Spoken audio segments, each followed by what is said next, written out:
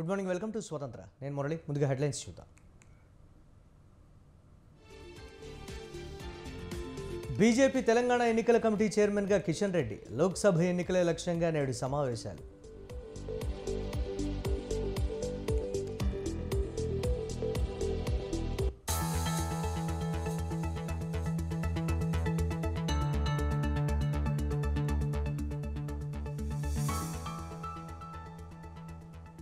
Software ఉద్యోగి kidnap కేసులో 5గురు arrest. డబ్బు కోసం కిడ్నాప్ స్కెచ్ వేసిన నిందితులు.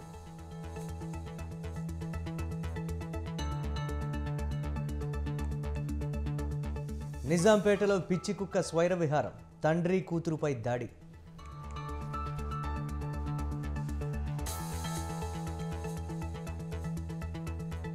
నెల్లూరు జిల్లాలో లారీని ఢీకొట్టిన ఆర్టీసీ బస్సు. ఒకరు మృతి, 7గురికి తీవ్ర గాయాలు.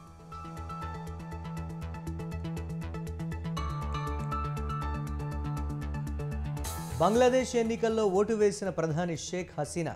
ఎలక్షన్స్ను బహిష్కరించిన ప్రధాన ప్రతిపక్షం.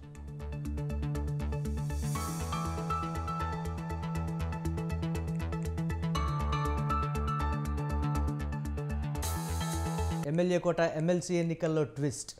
2 స్థానాలకు విడివిడిగా ఎన్నికలు జరగనుండటంతో కాంగ్రెస్కు కలిసి వచ్చిన అంశం. మరోవైపు హైకమాండ్ నిర్ణయంతో కంగుతున్న కాంగ్రెస్ పెద్దలు తమ సీనియారిటీ గుర్తించండి అంటూ విన్నపాలు. ఇంతకీ ఎమ్మెల్సీ ఎన్నికలకు సంబంధించి కాంగ్రెస్ పార్టీలో ఏం జరుగుతోంది?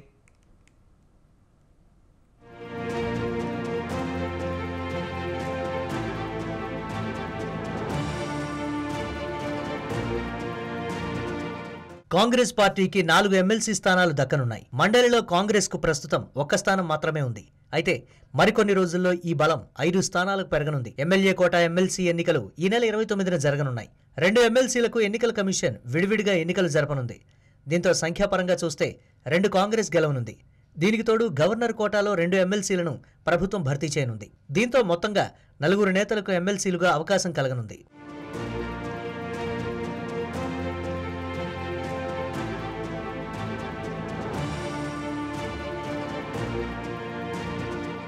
అయితే ఈ 4 స్థానాలకు కాంగ్రెస్ పార్టీలో తీవ్ర పోటీ నెలకొని ఉంది. దీంతో కాంగ్రెస్ అధిష్టానం ఓ కీలక నిర్ణయం తీసుకున్నట్లు తెలిసింది. గత ఎన్నికల్లో ఎమ్మెల్యేగా పోటీ చేసి ఓడిపోయిన నేతలకు తిరిగి అవకాశం ఇచ్చేది లేదని కాంగ్రెస్ పెద్దలు తేల్చి చెప్పారని తెలుస్తోంది. దీంతో చాలా మంది సీనియర్ నేతల పరిస్థితి అయోమయంగా మారనుంది. తమ రాజకీయ భవిష్యత్పై ఈ సీనియర్ నేతలు ఆందోళన చెందుతున్నట్లు సమాచారం. మధు యాష్కి, షబీర్ అలీ, అంజన్ కుమార్ యాదవ్ తదితర నేతలు ఈ అయోమయ పరిస్థితిని ఎదుర్కొంటున్నట్లు తెలిసింది.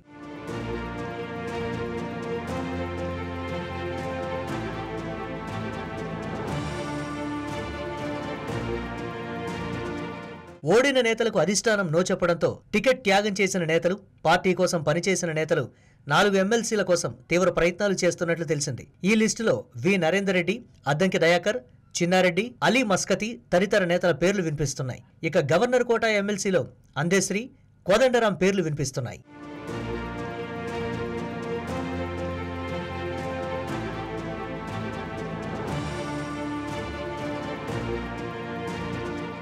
ఎమ్మెల్యే కోట 2 ఎమ్మెల్సీలకు విడివిడిగా ఎన్నికలు నిర్వహించనుండటంతో 2 కాంగ్రెస్ ఖాతాలో పడనున్నాయి. కాంగ్రెస్ పార్టీకి అదృష్టం కలిసి వస్తోంది. అయితే అందులో కొందరు సీనియర్ నేతలను దురదృష్టం వెంటాడుతోందా అని అనిపిస్తోంది.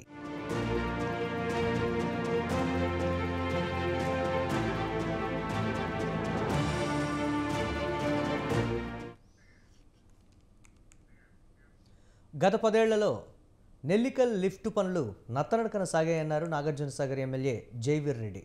నాగార్జునసాగర్ నియోజకవర్గంలో నీటిపారుదల శాఖ అధికారులతో సమీక్ష నిర్వహించారు. నెల్లికల్ లిఫ్ట్ పనుల్లో వేగం పెంచి అనుకున్న మేరకు నీటిపారుదల సౌకర్యం అందిస్తామని, వచ్చే బడ్జెట్లో నిధులను మంజూరు చేయడంలో కృషి చేస్తానని ఎమ్మెల్యే జైవీర్ రెడ్డి హామీ ఇచ్చారు.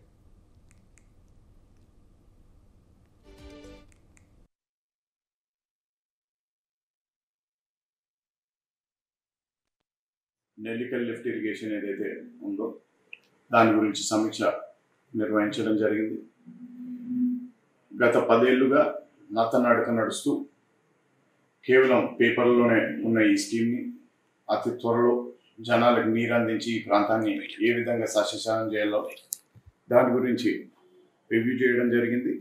దానికి కావాల్సిన నిధులు ప్రభుత్వం నుంచి ఏ విధంగా చేకూర్చాలో త్వరన ఈ ప్రాజెక్టుని గాడిలో పెట్టి ప్రస్తుతం కేవలం పంప్ హౌస్లో ఎక్స్కవేషన్ వరకే జరిగిన పనిని ముందుకు తీసుకెళ్ళి నెల్లికల్ ప్రాంతమే కాకుండా ప్రపోజ్డ్ మొత్తం ఏరియాకు కూడా నీరు అందించేందుకు అధికారులతో సమీక్ష నిర్వహించడం జరిగింది.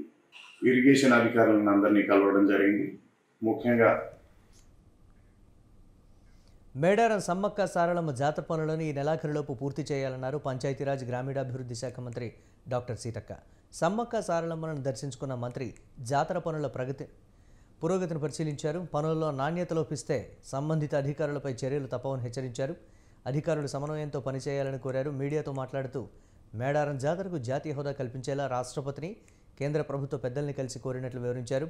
ఆసియాలోనే అతిపెద్ద గిరిజన జాతర తెలంగాణ కుంభమేళా మేడారం అన్నారు. తాడువాయి, జలగలంచ మండలాల్లోని కామరం, తోగుగొత్తికోయ గూడాల్లో ప్రజలకు దుప్పట్లు పంపిణీ చేశారు మంత్రి.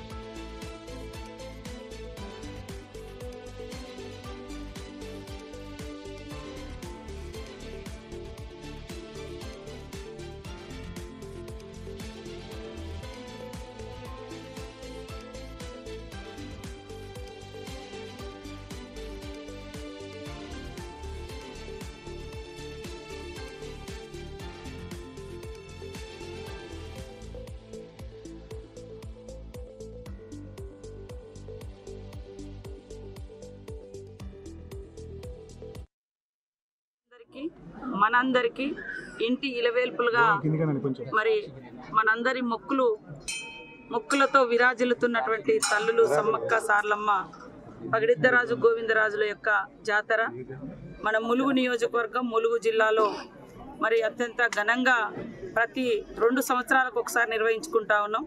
ఈసారి కూడా నూతన ప్రభుత్వం ముఖ్యమంత్రి గారు శ్రీ రేవంత్ రెడ్డి గారి యొక్క ఆధ్వర్యంలో వారి యొక్క మరి సహకారంతో అదేవిధంగా డిప్యూటీ సీఎం గారు ఫైనాన్స్ మినిస్టర్ గారు శ్రీ బట్టి విక్రమార్క గారి యొక్క సహకారంతో ఈసారి మరి ఇప్పటికి ఒక 75 కోట్ల రూపాయలను జాతర ఏర్పాట్లకు అదేవిధంగా భక్తుల సౌకర్యార్థము ఇవ్వడం జరిగింది. ఇంకా కొన్ని ప్రతిపాదనలు కూడా సంబంధిత అధికారులు, కలెక్టరు, ఇతర శాఖలతోటి అవన్నీ కూడా తీసుకుంటా ఉన్నాం. ఈ రాష్ట్ర ప్రజలందరికీ మనందరికీ పనితీరు సర్వేల నివేదిక ఆధారంగా నియోజకవర్గాల మార్పు ఉంటుందని వైసీపీ అధిష్టానం తొలి నుంచి చెబుతోంది. ఎందరో ఎమ్మెల్యేలను క్యాంప్ ఆఫీస్కు రప్పించి సీఎం జగన్ ఎన్నో రీతుల్లో హితబోధ చేశారు. సరిగా పనితీరు కనబరచని వారిని తీరు మార్చుకోమని పరిపరి విధాలా చెప్పారు.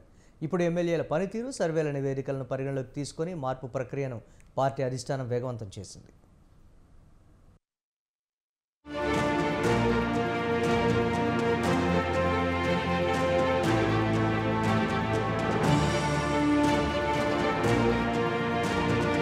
వైసీపీ ఎమ్మెల్యేల పనితీరు సర్వేల నివేదిక ఆధారంగా నియోజకవర్గాల మార్పు ప్రక్రియను ఆ పార్టీ పెద్దలు తీవ్రతరం చేశారు.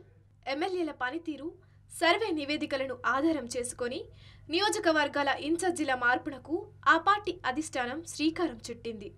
ఉమ్మడి కర్నూలు జిల్లా ఎమ్మిగనూరు టికెట్ సిట్టింగ్ ఎమ్మెల్యే ఎర్రకోట కేశవరెడ్డికి కాకుండా బీసీ వర్గానికి చెందిన వ్యక్తికి ఇచ్చినట్టు తెలిసింది. ఆలూరు నియోజకవర్గం టికెట్ మంత్రి గుమ్మనూరు జయరాంకు కాకుండా ఎమ్మెల్సీ డాక్టర్ మధుసూదన్కు ఇచ్చినట్టు సమాచారం. మరో 2 రోజుల్లో తుది జాబితా ప్రకటిస్తామని పార్టీ అధిష్టానం ప్రకటించడంతో మిగిలిన నియోజకవర్గాల నేతలలో టెన్షన్ మొదలైంది.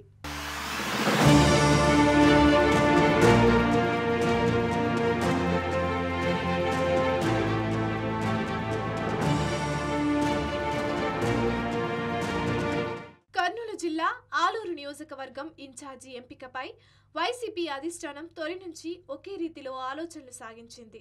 మంత్రి గుమ్మనూరు జయరాంకు కర్నూలు పార్లమెంటు స్థానం కేటాయిస్తోందని జిల్లాలో విస్తృతంగా ప్రచారం జరిగింది. విజయవాడలో చోటు చేసుకున్న పరిణామాలు దీనికి నిదర్శనంగా నిలుస్తున్నాయి. మంత్రి గుమ్మనూరు జయరాంతో పాటు వైసీపీ నాయకురాలు బొజ్జమ్మ సీఎం జగన్మోహన్ రెడ్డిని కలిశారు.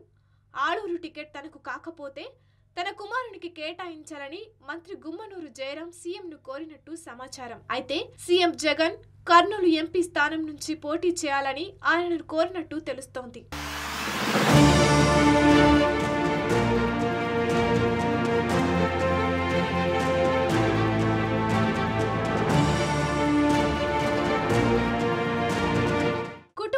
తనకు టికెట్ ఇవ్వాలని సీఎం జగన్ ను మంత్రి గుమ్మనూరు కోరడంతో 2-3 రోజుల్లో అభ్యర్థుల జాబితా వచ్చేస్తోంది కదా అని ఆయనకు నచ్చచెప్పి పంపించినట్టు సమాచారం. తన సీటు పైన ఆశలు వదులుకున్న గుమ్మనూరు తాను ప్రతిపాదించిన బొజ్జమ్మకు సీటు విషయంలోనూ స్పష్టత లేకపోవడంతో ఆయన కొంత అసహనానికి లోనైనట్టు తెలిసింది.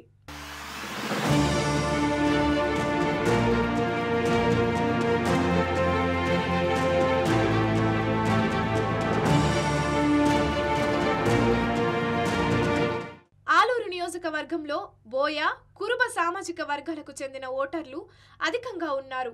దీంతో ఆ వర్గాలకు చెందిన వ్యక్తులకే ప్రాధాన్యం కల్పించాలని వైసీపీ అధిష్టానం ఆలోచనలు చేస్తోంది. ఈ క్రమంలో బోయ సామాజిక వర్గం నుంచి ఎమ్మెల్సీ డాక్టర్ మధుసూదన్ పేరు వినిపిస్తోంది. డాక్టర్ మధుసూదన్ కొద్ది నెలల క్రితమే స్థానిక సంస్థల తరపున ఎమ్మెల్సీ అభ్యర్థిగా ఎన్నికయ్యారు. ఆయన బోయ సామాజిక వర్గానికి చెందిన వ్యక్తే కాకుండా వివాదరహితునిగాను పేరు ఉండడంతో ఆయనకు టికెట్ ఖాయమని తెలుస్తోంది.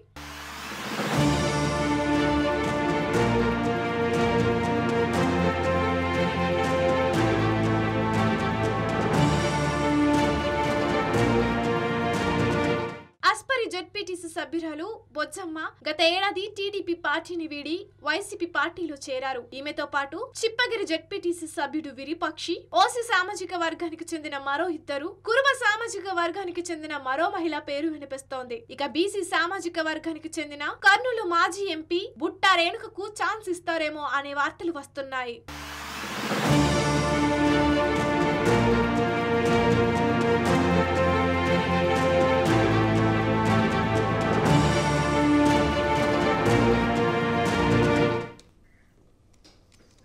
ఆన్లైన్ మోసాల్లో నేరగాళ్లను పట్టుకోవడం పోలీసులకు క్లిష్టతరం. దీన్ని అవకాశంగా తీసుకొని సైబర్ కేటుగాళ్లు అమాయకులను నిండా ముంచేస్తున్నారు. పోలీసులు ఎన్ని హెచ్చరికలు చేసినా ఎక్కడో ఓ చోట సైబర్ నేరాలు జరుగుతూనే ఉన్నాయి.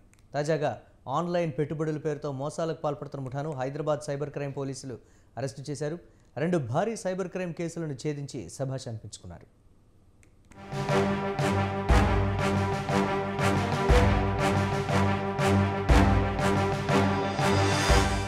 ఆన్లైన్ మోసాలకు అంతం ఉండటం లేదు. ఇంటి నుంచి కాలు కదపకుండా లక్షలు, కోట్ల రూపాయలు అక్రమార్జన ఆన్లైన్ మోసాల ద్వారా సాధ్యం కావడంతో ఆన్లైన్ కేటుగాళ్ల సంఖ్య విపరీతంగా పెరిగిపోతోంది. సైబర్ నేరస్తులను పట్టుకోవడం అంత సులభం కాదు. అందుకే పోలీసులు ఎన్నో రీతుల్లో హెచ్చరికలు చేస్తున్నారు. ఆన్లైన్ మోసగళ్ల బారిన పడవద్దని, అప్రమత్తంగా వ్యవహరించాలని అవగాహన కలిగిస్తున్నారు. అయినా అమాయకత్వమో, అశ్రద్ధో, నిర్లక్ష్య వైఖరో కారణం ఏదైనా సైబర్ కేటుగాళ్ల స్కెచ్లో పడి లక్షల రూపాయలు పోగొట్టుకుంటున్నారు.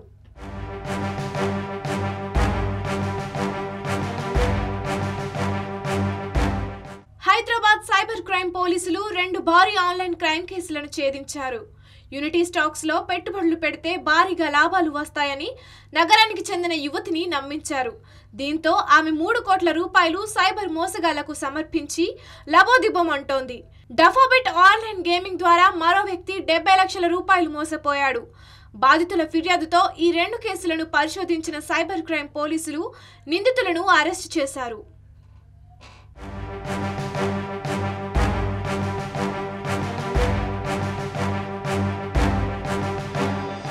యూనిటీ స్టాక్ లో ఇన్వెస్ట్ చేస్తే భారీ లాభాలు వస్తాయని సిటీకి చెందిన ఓ మహిళకు సైబర్ మోసగాళ్లు ఆశ చూపారు. తొలుత షార్ట్ టైం ఇన్వెస్టింగ్ లో లాభాలు ఇచ్చేయడం బాగా నమ్మకం కుదిరాక లాంగ్ టర్మ్ ముగ్గులోకి దించి అమాయక ఇన్వెస్టర్ నిలువు దోపిడీ చేయడం సాధారణంగా ఏ మోసంలోనైనా జరిగే తంతు ఇదే. సేమ్ ఇదే రీతిలో ఇక్కడ ఈ మహిళ తొలుత ఇన్వెస్ట్మెంట్ చేసిన సమయంలో కొంత లాభాలు ఇచ్చి అనంతరం ఆమెకు పూర్తిగా దీనిపై నమ్మకం కలిగేలా చేశారు. లాంగ్ టర్మ్ ఇన్వెస్ట్ చేస్తే అధిక లాభాలు వస్తాయన్న సైబర్ కేటుగాళ్ల మాట ఆ అమాయక మహిళ పూర్తిగా నమ్మేసింది. దీంతో తన తండ్రి ద్వారా సంక్రమించిన ఆస్తులు మొత్తం విక్రయించేసి 3 కోట్ల 16 లక్షల రూపాయలు ఇన్వెస్ట్ చేసేసింది. అనంతరం కథ షరామామూలే. కానరాని కేటుగాళ్లు, అంతు చిక్కని వాళ్ళ అడ్రస్, స్విచ్ ఆఫ్ సెల్ నెంబర్లు వగైరా వగైరా. ఎప్పుడు సైబర్ మోసగాళ్లు ఆడే డ్రామాలన్నీ ఇక్కడ వెలుగు చూశాయి. సొమ్ము కొట్టేసిన వాళ్ళ నుంచి ఎలాంటి రిప్లై రాకపోవడంతో ఆ యువతి పోలీసులను ఆశ్రయించింది.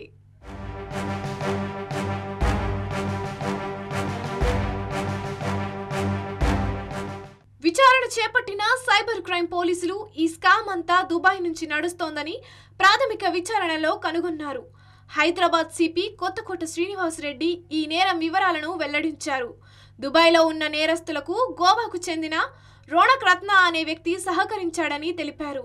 ఇండియాలో కొందరి పేరుతో బ్యాంక్ అకౌంట్లు ఓపెన్ చేసి వాటి ఆన్లైన్ క్రెడెన్షియల్స్ దుబాయ్లో ఉన్న వారికి లక్షల రూపాయలకు అమ్ముతున్నట్టు గుర్తించామన్నారు. ఇప్పటి వరకు 95 అకౌంట్ల పేరిట మోసం జరిగిందని తెలిపారు. ఇండియాలో అమాయకులను మోసం చేసి ఆయా అకౌంట్స్ ద్వారా సొమ్ములు స్వీకరిస్తూ లావాదేవీలు చేస్తున్నారన్నారు. ఈ కేసులో అకౌంట్స్లో ఉన్న 20 లక్షల రూపాయలను ఫ్రీజ్ చేశామని సిపి చెప్పారు. ఈ Dafabet this is speculative investment fraud అండి. డాఫాబెట్ అనే ఒక ఆన్లైన్ గేమింగ్ వెబ్సైట్ ఉంటుంది. ఇందులో ఇన్నోసెంట్ గలిబుల్ ఇన్వెస్టర్స్ని మీ అమౌంట్ మీరు ఇన్వెస్ట్ చేస్తే దానికి రెట్టింపు చెల్లిస్తామని, అంటే అట్రాక్టివ్ రేట్ ఆఫ్ రిటర్న్స్ చూపిస్తూ వీళ్ళు ఇన్వెస్టర్స్ని ల్యూర్ చేసి వాళ్ళని మోసం చేస్తుంటారు. ఈ కేసులో క్రైమ్ నంబర్ 887/2023 70 lakhs తను ట్రాన్స్ఫర్ చేసిన తర్వాత మొదట కొన్ని పర్యాయాలు తనకు ఇన్వెస్ట్మెంట్ మీద మంచి రేట్ ఆఫ్ రిటర్న్ ఇస్తూ డబ్బులు వచ్చాయని, తర్వాత చివరకు అట్లాగే ఇంకా ఇన్వెస్ట్ చేస్తూ పొమ్మని చెప్పి నన్ను ఎంకరేజ్ చేశారు. చివరాఖరికి 70 lakhs నేను పోగొట్టుకున్నానన్న ఒక కంప్లైంట్తో వచ్చారు. 20 లక్షలు మాత్రం మనం freeze చేయగలిగాము. Online gaming website Dafabet ముగ్గులోకి దింపి మరో అమాయకుడిని సైబర్ నేరగాళ్లు నిలువు దోపిడీ చేశారు. సిటీకి చెందిన వ్యక్తి డఫాబెట్ ద్వారా 70 లక్షల రూపాయలు పోగొట్టుకోవడంతో ఆయన పోలీసులను ఆశ్రయించారు. హర్యానాకు చెందిన హితేష్ గోయల్ ఈ మోసాలకు పాల్పడుతున్నట్టు పోలీసులు గుర్తించి అతడిని అరెస్టు చేశారు. నిందితుడి నుంచి 1,40,00,000 రూపాయల నగదు, 52 డెబిట్ కార్డులు, 36 చెక్ బుక్లు, 23 మొబైల్ ఫోన్లు స్వాధీనం చేసుకున్నామని హైదరాబాద్ సిపి కొత్తకోట శ్రీనివాసరెడ్డి తెలిపారు. Cyber criminals Dubai, Philippines, Hong Kong నుంచి డఫాబెట్ స్కామ్ను నిర్వహిస్తున్నట్టు ఆయన చెప్పారు. ఢిల్లీలో ఆఫీసు ఏర్పాటు చేసుకొని నిందితుడు హితేష్ ప్రధాన నిందితులకు సహకరిస్తున్నాడని సిపి చెప్పారు. ఇతని అకంప్లిస్ ఒక ఆయన సంజీవ్, ఆయన దుబాయ్లో హాంకాంగ్లో ఉంటుంటాడు, తిరుగుతుంటాడు అటు ఇటు. వాళ్ళిద్దరు కలిసి ఇంకా కొద్దిమంది వాళ్ళ అకంప్లిసెస్తో కలిసి ఈ ఇన్వెస్ట్మెంట్ ఫ్రాడ్ని కండక్ట్ చేసినట్టుగా మాకు తెలియవచ్చింది. నెట్ క్యాష్ ఈరోజు మీ ముందు ఉంది. 1,40,00,000 రూపీస్ ఆఫ్ నెట్ క్యాష్ వాళ్ళ ఆఫీసులో దొరికినాయి. అట్లాగే 23 mobile phones, 3 hard disk, 2 laptops, 36 bank cheque books ఉన్నాయి, 52 డెబిట్ కార్డ్స్. దర్యాప్తు ఇంకా కొనసాగుతుంది. ఇంకేమైనా ఫర్దర్గా వీళ్ళ అడ్డాలు ఎక్కడన్నా ఉంటే అక్కడ కూడా లోకల్ పోలీస్ వారి సాయంతో ఈ గ్యాంగ్ యొక్క యాక్టివిటీస్ ఆటలు కట్టించాలని మేము ప్రయత్నం చేస్తాం. దురాశ దుఃఖానికి చేటు. ఈ సామెతను పెద్దలు మనకు ఎప్పుడో చెప్పారు. ఆశ, పేరాశ, దురాశ, నిరాశ లేకుంటే అమాయకత్వం, తక్కువ సమయంలో ఎక్కువ ఆదాయం పొందడం. కారణం ఏదైనా చాలా మంది మోసగాళ్ల చేతికి కొందరు విద్యావంతులు సైతం చిక్కుతున్నారు. సోషల్ మీడియాలో వచ్చే రాంగ్ అడ్వర్టైజ్మెంట్లు, మోసపూరిత కాల్స్ నమ్మి మోసాలకు గురి కావద్దని ప్రజలకు పోలీసులు మరోసారి గట్టిగా సూచిస్తున్నారు.